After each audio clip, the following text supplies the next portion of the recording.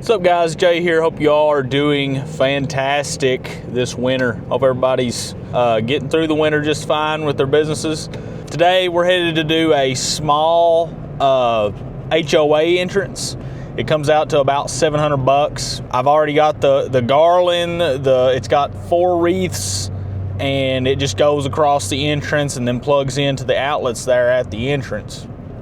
And I think he said there might be like 2 nets that get thrown on the bushes or something like that. So nothing really hard to do. I told him, he said that they were hanging it up with wire, but I told him, well, I do have anchors that might be better to use, and you can take them out. You know, it's not going to cause any harm to the brick or anything like that, the entrance section. This dude's moved in from Minnesota, and I guess he's taken over the role of HOA president or whatever. And he's like, yeah, it's almost December 15th, which is today. The last guy, he gave me the stuff, the goods, he called it, and I guess I'm supposed to be in charge of getting these put up. So he told me he had $1,000 budgeted. He had no idea, and I said, well, I don't have to buy the material and stuff. Shouldn't take me very long, and this might be a learning lesson for me. You know, usually I don't use customer supplied stuff, and I did tell him, you know, we're not going to take care of the maintenance. You know, I'll put it up, I'll take it down, give it back to you,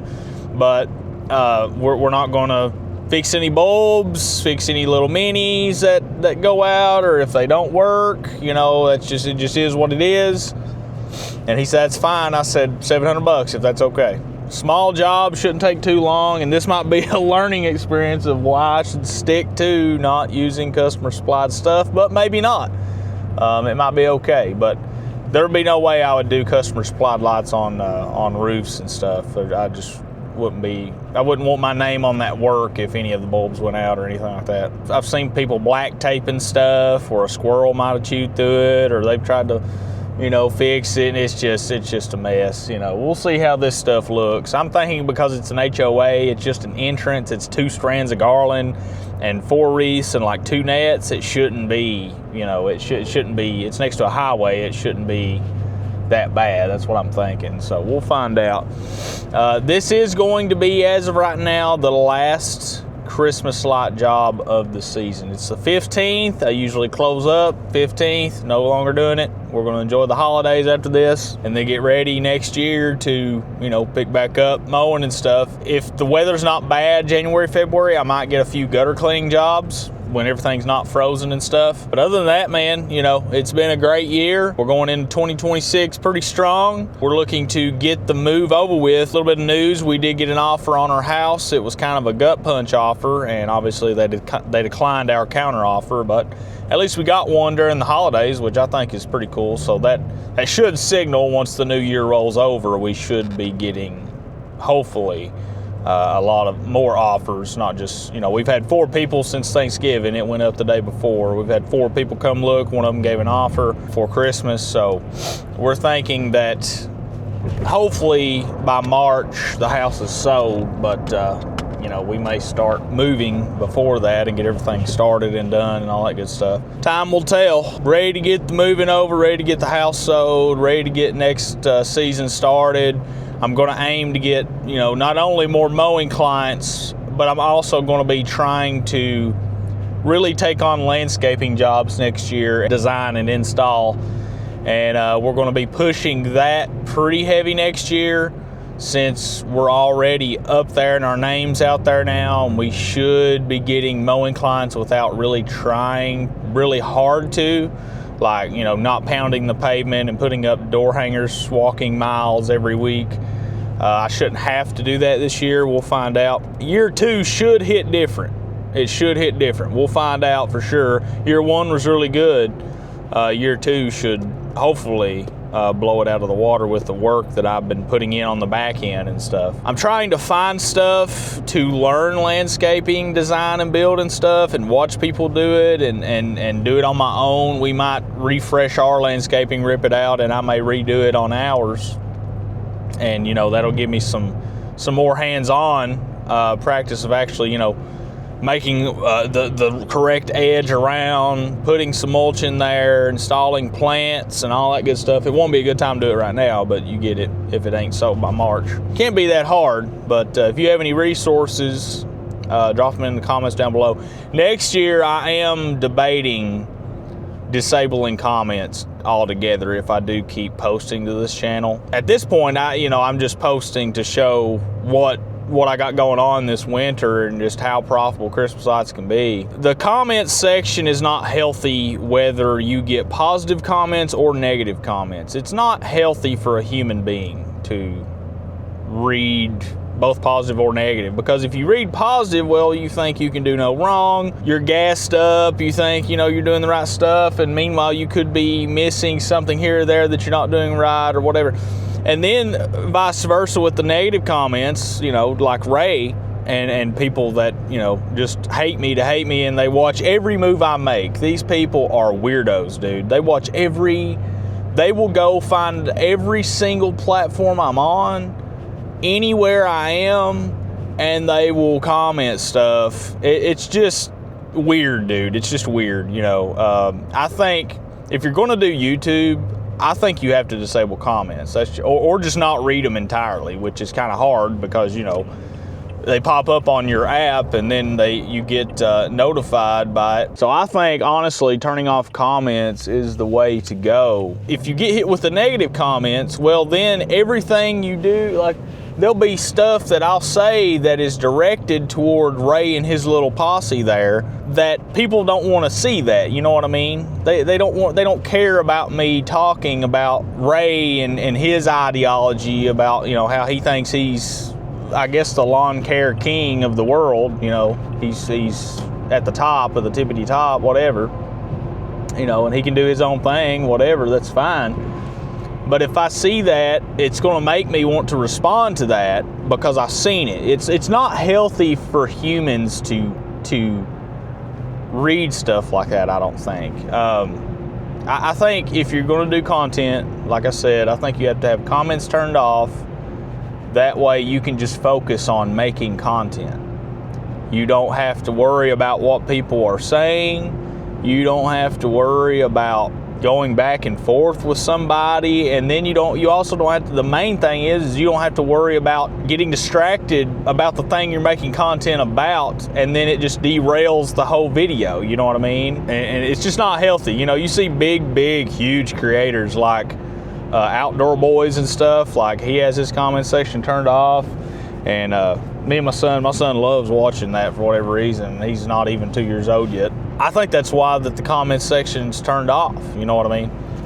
And when we get our double wide down and I start doing some, I guess you would call it gardening, with my family and beekeeping, I may make content about that on my personal channel, which I've had, gosh mighty, I've had that channel, my personal channel, since, good Lord, high school, middle school, whenever I made that channel. If I start posting my family's stuff on there, I'll probably turn comments off and just like asking, well, the problem with that is though, then again, here's the double-edged sword. If I have questions about beekeeping or I have questions about gardening, because I'm not an expert at that, I've just seen people do it. I know people that do it. They've told me some stuff. It's like, if I have questions, the people that are pretty positive in the comments section, they can give you some advice, but then again, it's like, it's that double-edged sword. You can have people come in there and their main objective is to be negative towards anything,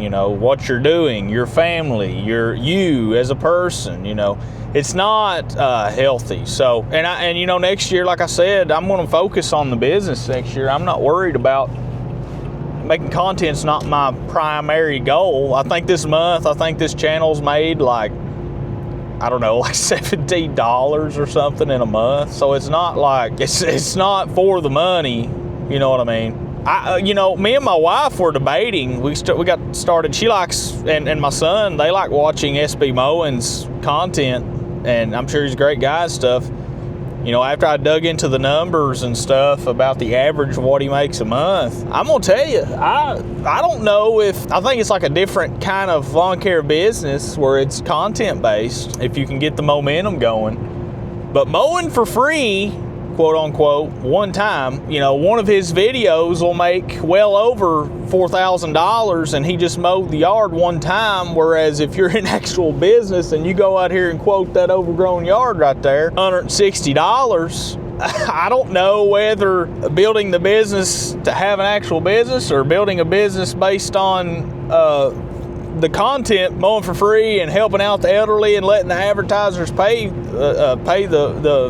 the fee for it. I don't know which one. Maybe that's the future of businesses. I got thinking about that. You know, really, I started pondering. I'm like, that's it. That's crazy. I got to think about that. For one of the yards that he does, I looked at that and I'd be like, I would charge $1,500 to do that. And then I got to thinking, I was like, wait a minute. And then you take his CPM and RPM and you're like, well, shoot far. This single video's made him like 10K, of course, you know, that's way more than $1,500. So I don't know. The future of business may be doing, how do I say this? It's not really doing it for free. It is doing it for free. That's how it's positioned, but it's like, it's not because the advertisers are paying the bill and they're overpaying the bill because of that, because they can't control, you know, how many people view the video. In a way, and people find that satisfying to watch, and they love watching it, which is why it gets so many views. And I got thinking about that. I'm like, yo, is that the future of business? Is that the, what do you guys think? I mean, I know there's like memes out there like, we don't mow for free and all this stuff, but it's technically not for free. He's making more than anybody else that would have charged that as an overgrown yard will make off that yard. You know what I mean? I just got to thinking about that, and I know I'm just rambling on before we get to this job here, but I want to know what you guys think while I've got comments turned on here. You know what I mean? I think that is wild when you really look at it and you calculate how much that he's probably making off of a 15 million view video, probably in between 10 to 15K. Shoot, even if you made $5,000, it would be way more than you would charge running an actual lawn care business, right? Or I shouldn't say actual lawn care business, but an actual, like, charging the customer to do the service and not videoing it. You know, you just think about that. Ain't that wild? Ain't that wild to think about? Like, it's like, well, shoot, ain't no way. I would feel terrible if I told people I would do that for free, in a sense, you know what I mean? Like, I would feel good, you know, if it was like a 90-year-old woman and she can't help it, and, you know, after the fact. But while I'm doing that hard work, oh man, I'd be like, dang, I'm doing this for free, especially when you ain't got no momentum on something like YouTube or something. But I guess now that he knows that he's going to get paid pretty well from advertisers and sponsors and stuff, like, it probably makes it easier, and it's just, you know, another day in the business. I got to think about that, man, and I kind of like it, you know. It's like, is that the future? Is that like the thing, you know? I don't know. You know, you get to looking at it and it's like, wow. But I'm gonna quit rambling. We're almost there. We're about 8 minutes out. I'm gonna drink a little bit more of this clean energy thing, or at least it says it is, you know, no sugar, nothing like that, no calories. So we're gonna get there, and I'll set y'all up and let y'all watch me find out if this was a good idea or not. So here we go.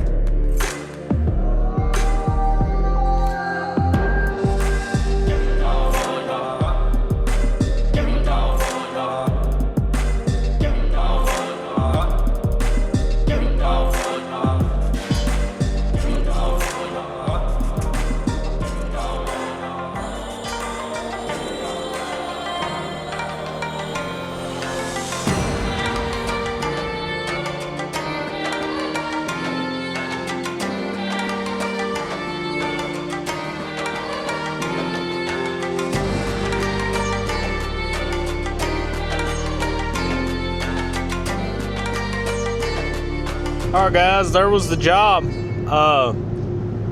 That's why I don't like working with customer stuff, because one of those nets, half of them worked and half of them didn't. So I had to take it back off. His stuff was missing a strand of garland. So one side is fully covered up in garland. The other side stops at the third column. Now, luckily, there's a big bush in front of it, so you can't really see them. You can kind of see lights probably as it gets dark. But I told him, I was like, man, you're missing like a whole strand of garland, and I can't do nothing about that. It's like a good 8 foot of garland missing. I can't, stretch it out or move it down or nothing like that. And he said, okay, man, no worries. This is my first year having to be the one to do it. I said, I understand. I was like, I've looked through all the totes. I have went through the bags. I was like, one side is missing just a whole strand, and I can't do nothing about that. So I was like, I just want to let you know. That way, if anybody's like, why does one side have more than the other? If they can tell, who knows what it'll look like after dark. But I seen that, and I was like, dude, what the heck is this? You know what I mean? It's just, half of them don't work. I didn't put that net back in there that half of them worked, half of them didn't. I'm taking that home to throw away. That's where that belongs. The people that probably were in charge of doing that before him have probably tried to make these go as long as they'll go until there's not even a single light on. Like, that's not how it works with Christmas supplies. Once something's not working, it needs to go in the trash. You need to buy new. I mean, there's no, especially stuff like minis and nets. Some people, they throw them away every year and they buy new minis to put up. So I wasn't about it. I was like, I'm not putting that back in that tote for them. I was like, that's just ignorant. Throw it away. If you need more, buy more. There was a bunch more minis and smaller lights in that tote that I guess they probably put on some other things there. He said, if you want to, just put the minis on some bushes, but make sure it's uniform. If you just want to do the ones in front of where it says traditions, he's like, that's fine. I was like, yeah, I think we ought to do that, because I don't know what's in there. He don't know what's in there. There could be enough for one thing here. There could not be enough, just like the garland.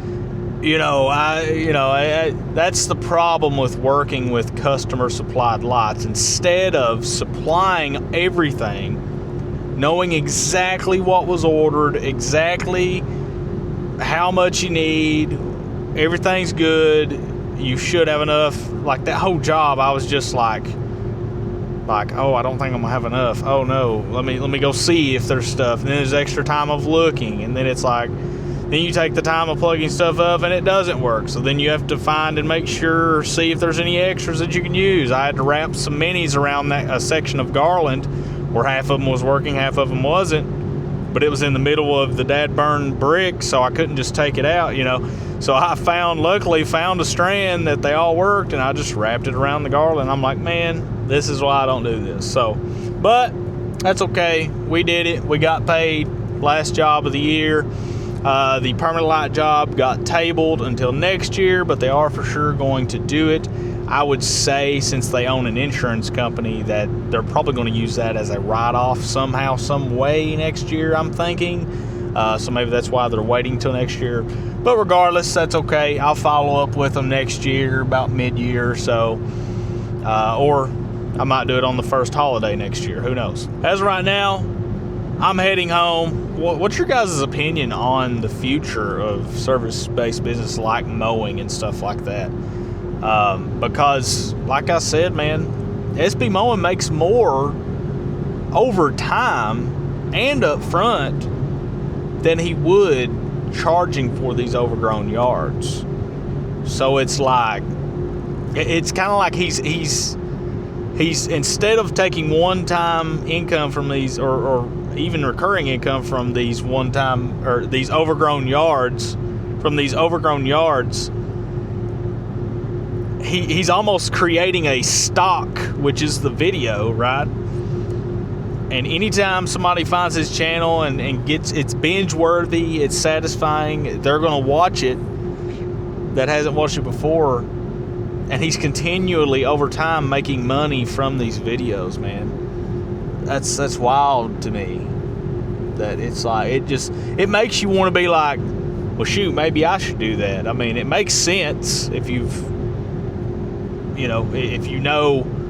got an idea of how much you can make off a video, but it'll probably take a long time to get that traction and get that out there.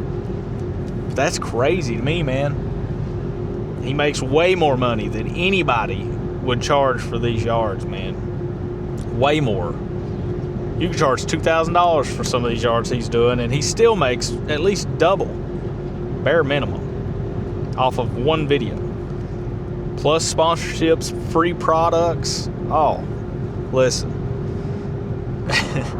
But, whatever. I'm going to keep grinding. I'm going to take it easy the next probably 2 months. The rest of this month and January, I'm going to take it easy and just chill, man. I'm gonna pull into this dollar store right here and get a couple things. But yeah, that's all I got, guys. Hope you guys enjoyed the video. Next year, I don't know if I'll keep posting content or what'll come of this channel. I might, but I don't know if I'll leave comments on next year, because I do think that both positive comments and negative comments are not good for humans. Anybody. I don't think it's good for anybody at all. I don't. I think that if you're going to do YouTube, you just share your experience and what you're doing, and comments can really just derail and it's just not good if you think about it. So, all right, guys, peace out.